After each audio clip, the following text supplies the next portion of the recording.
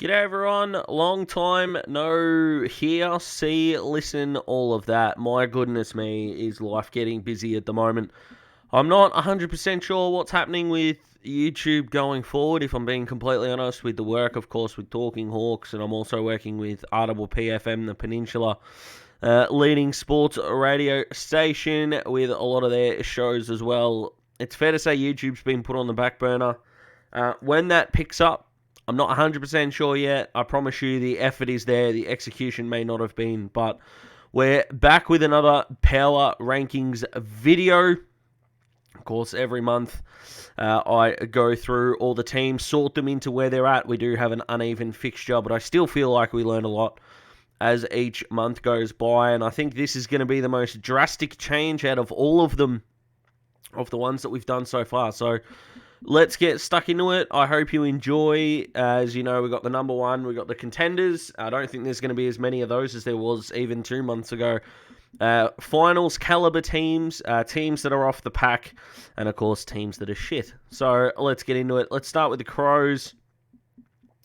The Crows are an interesting case study for me, and they kind of have been all year, is that their midfield is one-dimensional, but geez, they have a crack. I feel like they're either the worst off-the-pack team, or they're the best shit team. I might start optimistically and put them there, but it's subject to change before you jump into the comments. Brisbane, by content. So what I mean by contender is, can I see them winning 2 finals? Or can I make them seeing a prelim? Because you might win a qualifying final and then go off the rails. Brisbane aren't shit. I can see Brisbane winning a final. I can't see them winning the flag, though, right now. So I think they have to go there for now. For some reason, I feel like I've got more faith in Brisbane than most people do, but yeah, I'm not sure. Carlton can go straight into the contender. You can't have, 18 players missing and still play as well as they are. I know that their midfield decides their fate. I know their forward line is awesome, but of the games that they've won the clearance count, I think they're currently 6-1 or 7-1 or something like that. So, and that midfield's flying at the moment. George Hewitt, extraordinary. Sam Walsh, absolute star, as we know. And Patrick Cripps keeps doing his thing. Matt Kennedy's been really good. And they've been able to rotate some guys through there as well. So that's a really good from Carlton. The Pies, they're a finals caliber team. They're not better than Brisbane, but they're really good. And I don't understand the hate that Collingwood kind of got at the start of the year. Yes, Craig McRae is a new coach, and they still need a tall forward, but this isn't an ultra young or an ultra inexperienced team. They weren't coming from nothing. They were still a decent enough list to carry them through. Craig McRae's getting the best out of them, and in the off-season, this is a good tall forward draft. So if they go get a Matty Jefferson, or if Harry Lemmy is still there, or an Isaac Keelaw, then that's a massive tick for the Pies. So if I'm a Collingwood fan, I'm really happy about where they're at. And at the time of recording, teams haven't come out yet, but Charlie Dean could be coming in for Jeremy Howe, another youngster, and he looks like a roughhead replacement as well. So Pies, absolutely. Bombers, they're shit. They're so shit. On the Great Footy Debate, which we're doing on RPPFM, and you can find under all your podcasting services, just look up RPPFM, and the Great Footy Debate is in there. I locked the Bombers. I locked against the Bombers. I locked West Coast last week and was so confident they were going to win. And it ended up being the case. I know the Dons were really good against St Kilda, but they are the once in a blue moon team. The performance against Adelaide, was once in a blue moon. The performance against Hawthorn was once in a blue moon, and the effort against St Kilda. And consistently, is Ben Rutten the man? I don't think so. Their list positionally and structurally is not the worst in the competition, but their severe lack of A-graders is astounding. They need to get continued development into some of their youngsters, but they're hindering the development of an Archie Perkins, for example, by having so many midfielders there that just aren't damaging opposition. Darcy Parish doesn't damage the opposition. I like Jai Caldwell, but he's not the most damaging of midfielders. Dylan Shield is becoming more damaging, but that's whilst the full contingent of midfielders aren't there. But Essendon are a mess, and they keep giving contracts to failed forwards who are now key defenders. It doesn't make any sense. Freo, they're not a contender for me. They did beat Brisbane, but I still think... this is tough. I might chuck them there. Now, you're probably thinking, Daz, Collingwood beat Freo on the road. How can you put them there? And yes, I know, I understand that, and you can go off on me if you like. That's fine, but the Dockers have got everything that they need. They are still missing that real winning edge psychologically. And their tall forward stocks are still not where they need to be. Jai Miss looks a star, but he's injured at the moment. And apart from that, Matt Taberner and Rory Lobb are not going to win you a flag. But the Dockers, they'll make finals from here. I think they'll win a final, absolutely. Or they'll make it to the second week if they make top four and lose a qualifying final. So this is going to be a really good year of experience for them. I'm still not 100% comfortable with where Brisbane are, but we'll keep going through. All right, let's get to a bit of controversy. Geelong. I'm seeing zero evidence of Geelong being any better than they've been in the last few years. Yeah, Jeremy Cameron's fitter. I understand that.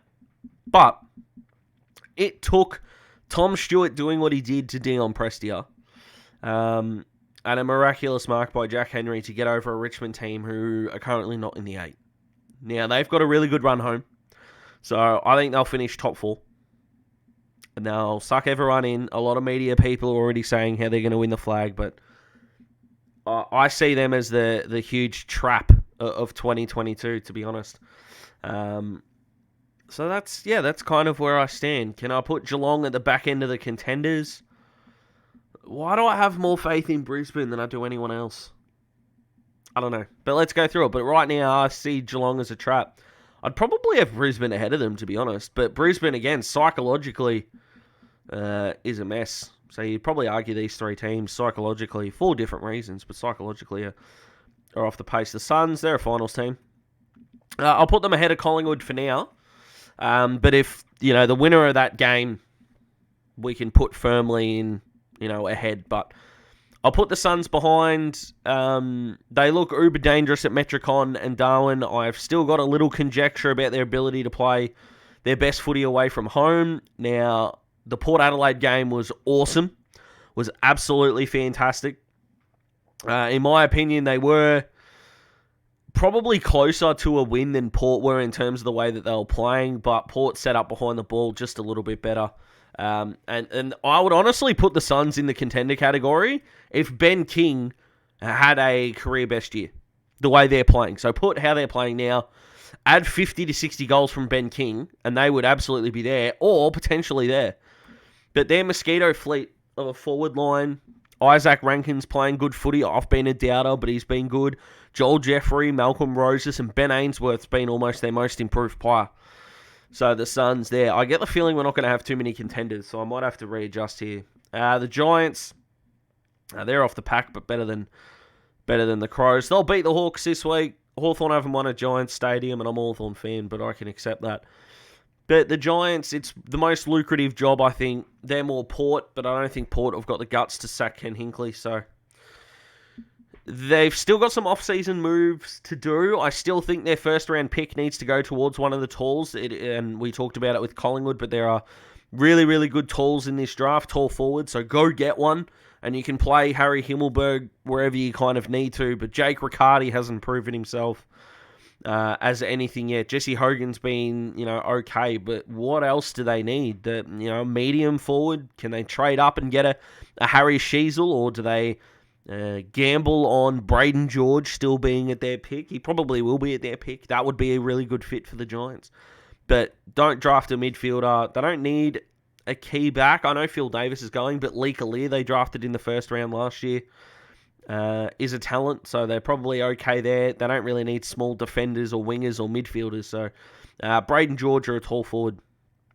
For the Giants. The Hawks, they're off the pack. We know that. Hawthorn fans know that. And a 4-10 team, shit, you could argue it, but I think out of Hawthorn, Adelaide, and Essendon, I think you can see what the Hawks are doing and the direction they're going a lot better. And as to, Rob McCartney came out and said that Tom Mitchell, Jaeger O'Meara, and Chad Wingard are all going to be at the club next year. I don't understand that logic, to be honest. I don't understand why we're going to impede James Worpel, Connor McDonald, Josh Ward, and potentially the next midfielder that the Hawks draft in the top 10, whether that's a Matthias Philippou, whether he slips past, whether it is a Harry Sheasel, if Essendon don't take Harry Sheasel, whether it's an Elijah Hewitt, Elijah Sardis, all these guys, Jai Clark maybe, if they feel like they really like him, or if he slips to the second round. These guys need to come through. The Hawks aren't going to be good next year either. So, let's kickstart this. If you can get a top 30 pick for Mitchell, I would take it, personally. But anyway, Melbourne, they're the number one. And anyone doubting them after their 3 losses in a row were crazy. They were always going to get to the bye. Yeah, they've had some indiscretions, but all the good teams do, really, Luke Hodge was a silly boy at Hawthorn a time or two and the situation, but it wasn't going to rip the club apart. This is a team that's not used to success, so they're winging it essentially, but on the field, they're still fine. North should probably have their own category because they look unfixable at the moment. They played Ben Mackay forward last week. What are you doing? You got Callum Coleman-Jones to the table, and if you're a North fan, and you're not 100% sure on this, or if you're not a North fan and you want to know, their first 2 draft picks this year are 1 and 37. Their second round pick is at Richmond for the Callum Coleman-Jones trade, and he can't get a game. Like, what the hell is going on at Arden Street? Jeff Walsh, figure it out quickly. I know Adelaide beat Port. What have I done? In a showdown, I'll put Port there, but Port are ahead. The Crows are probably ahead of the Hawks, actually. I'll put them there. I know both these teams did defeat Port earlier in the year, but they were a part of the 0-5 start. Since that 0-5 start, they've pretty much evened it up. Connor Rozee looks like he's rejuvenated. Charlie Dixon back. They look uber dangerous. Todd Marshall's having a breakout year and looking very good. Carl Amon looks like he's going to be on the move. He could end up going to Hawthorn or Carlton. St Kilda might be having a good look at him as well. He used to be one of the best kicks in the competition, but his kicking efficiency this year has been not that great. But again, you look at the Hawks. Why would you take Amon if you've already got Mitchell O'Meara and all these guys? Does a Jimmy Worpel force himself out and go to Port or West Coast or Geelong? Be a brave call. But anyway, it's not about Jimmy Worpel. It's about Port. You guys know where I stand if you've been a long-time watcher. Ken needs to go. 9 years, 10 years without a flag. You got to cut. You wouldn't hire a head chef to try and get a chef's hat in Australia or a Michelin star. And 9 years later, they can't do it. Surely at some point, you got to realise that they're just not going to get you to the promised land. And that's where I stand with Ken. Richmond, they're a finals calibre team. I'd probably put them here. I think I do need to move up Geelong and Brisbane. But I'm not really happy about... I don't know. I can't really have Carlton as the contender alone. Maybe I can. We'll see. Anyway, where are we at? Richmond. So, Richmond have got the pressure, they've got the effort, and they've got everything that you need to start a team that's going to rejuvenate. The problem with the Tigers is they're lacking the 4-quarter effort and the 4-quarter polish that's required to win big games. Now, I know Dion Prestia getting knocked out doesn't help. I completely understand that. But 2017, 2018, 2019, 2020, we knew Richmond were one of the better teams in the competition. We knew that.